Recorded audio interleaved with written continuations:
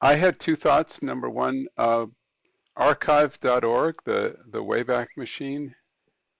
Brewster Kahle, his aspiration was to put all of the books uh, in their entirety online. And then he's gone and done so much more even than that. But I wonder to what extent this work keeps the needs of visually impaired people in view. Some of the books that are held there are in facsimile form, which is to say nothing like accessible. But Google Books, on the other hand, apparently starts with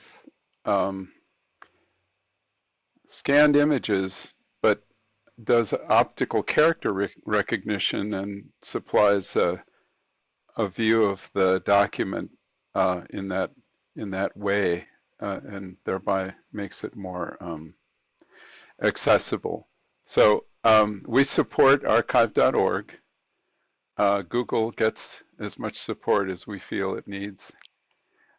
And in this domain, they appear to be competing. But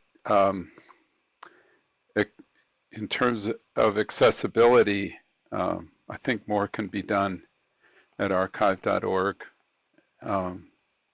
So the other thought I had to do with the fact that I'm now the consultant for an author who's preparing a book that has plenty of math and it has finance. It needs graphics. And it occurs to me to begin asking myself now, how can I do a good job of preparing those graphic images that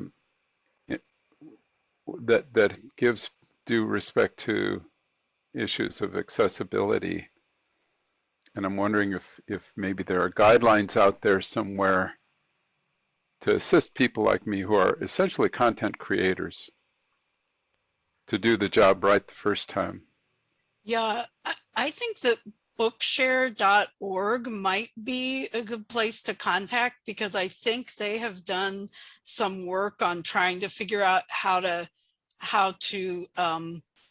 make graphics accessible, or how, like, they even have humans who will volunteers who will go through some of the books and try to provide accessible interpretations of the figures. And I thought they were working on a project a while back to try to come up with a way to work on that.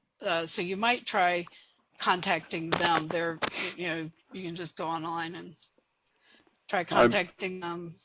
I went to the Learning Center and I see they have some programs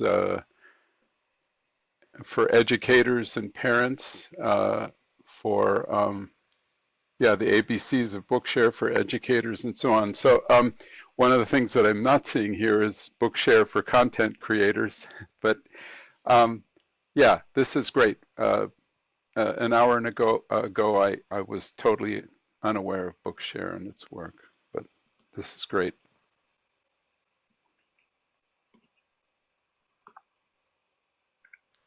The other thing I would say is that there are things coming out that are much, again, sometimes it's a matter of content creators creating things, being aware of what's available to people. So for example, with archive.org, and I actually have had some experience with them because I was trying to download a book that I was looking for from the 70s, and I found it there. And but I was having trouble sort of downloading it. I think it came up in if I recall right, it came up in like a reader on screen, but I couldn't sort of download a PDF or something, which I can understand. Maybe that's like copyright or whatever, but if you can't, so there was no way for me to do tricks that I have in my in my hip pocket with that. But there are, like most blind people now have optical character recognition on our phones, on our computers. And so if we get a PDF that's all an image, we can run it on that. And as long as it was, it's a good picture, it'll do a good job with it. And now the newest thing that's only been around for maybe a year is that you can actually use something with your screen reader, and it'll try to interpret, you know, any kind of graphic that you encounter on the web or anywhere. So if there is a screenshot or there's a photo that has a caption embedded in the image, it'll look at it and see if it can figure out the text. So I actually was able to use that in my computer boot camp. Sometimes when they did have screenshots of stuff, the problem was if they take a screenshot of something that was like a whole bunch of text and it wasn't very, I don't know, it was like very small and very,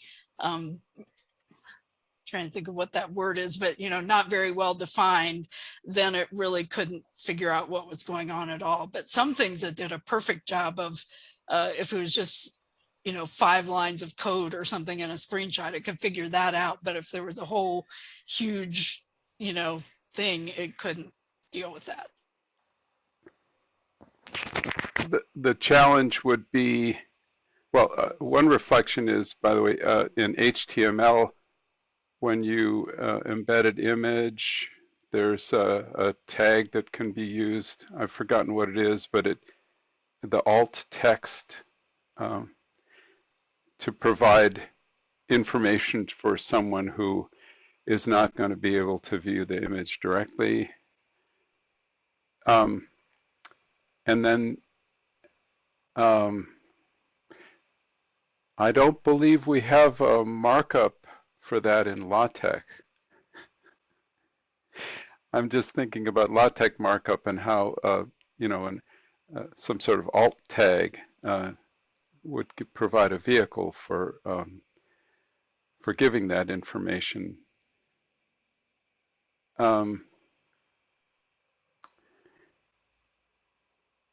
With archive.org, it appears that some of the titles on archive.org are behind a, there's a digital rights, there's a name for this. Anyway, intellectual property protection. DRM. Yeah, DRM, thank you.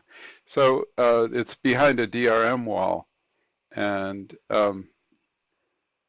it seems to me that the way it's set up is such that you can check out the book if you're signed in as a user. You can check out the book for some length of time, at which point you have full access through a web page, but that still doesn't let you download a PDF. So this could be, oh, but there is, by the way, help available. I think you get to communicate with archive.org and ask for help. So it occurs to me that those of us who are users and supporters can put our oar into the water in some way, just by letting people know what our needs are. Yeah. So that's all the more I had to say just now. Jonathan's hand is up. Okay. Little story about archive.org.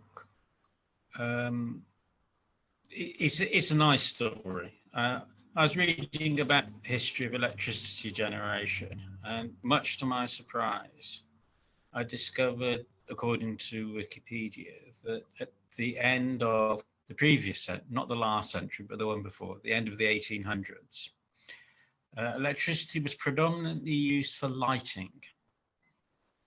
And one of the amazing things about lighting is you need it in the morning and you need it in the evening. You don't need it when everybody's asleep, and you don't need it during what's called the working day. And it said that around at the end of the 1800s, about 2/3 of the electricity stations didn't generate electricity during the day. It was an alternative to gas for lighting, and it ran only when it was needed. And it provided a link, and I had a look at the link, and it was a link to a book on archive.org that was published around, I think it was 1990. I'll just check that.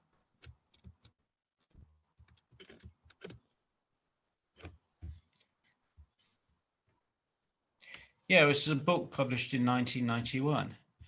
And they gave a link to archive.org. And in the introduction, they thanked so-and-so and so-and-so for doing the word processing. But the book was available only as a scanned copy. So this was a book in 1991, published by MIT Press, about electrification. And they had word processing files at some point. But today, the book is available only as a scanned copy. Now, this makes me think that the documents we produce now, if at the very least they are archivable, that's a big step forward in the sense that 20 years from now, people with their advanced technology and their machine learning and everything else might be able to do something with them that they can't do now. So just getting stuff archival is perhaps a step forward that we can take. I don't think this is one battle. I think it's thousands and thousands of small things, some of which are really important. There was the amendment to the copyright law, and I've forgotten the name of the. Can you tell me who it was, Jana? I don't know the name of a person, but I know that, yeah, when it was changed, that was a big thing. Yeah, so you can break, in the United States, you can break the copyright law to produce an accessible copy for blind people. That's a really big change. And it was, I do remember it was a Republican senator from Rhode Island who was behind it. So there are lots and lots of small battles and a small number of big battles. And they shouldn't be thought of as battles, but as opportunities, and they're all important. And the most important accessibility problems are the ones that you have and the people you're in contact with have, and the ones that are important because they're important and you just don't know about them. But